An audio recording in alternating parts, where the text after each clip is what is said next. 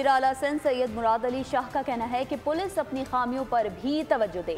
साबिक आईजी से मुलाकात में गुफ्तगू करते हुए मुराद अली शाह ने कहा कि सूबे के अवाम ने हमें मुंतखब किया है, खिदमत और हिफाजत करना हमारा फर्ज है।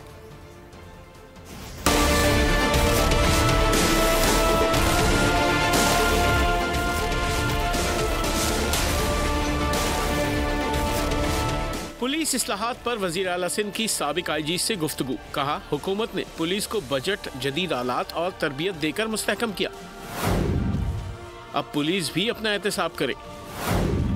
वज़ीर आला सिंध ने कहा कि अगर हर इदारा अपनी हुदूद में रहकर काम करेगा तो मसाइल हल होंगे। उन्होंने कहा कि 2002 के बाद मुख्तलिफ सर्विसेज में ताकत की जंग शुरू हो गई।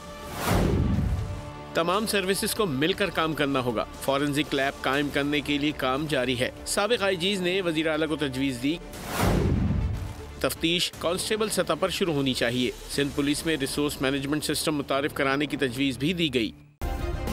सब्सक्राइब करें और बेल दबाएं ताकि कोई खबर रह न जाए।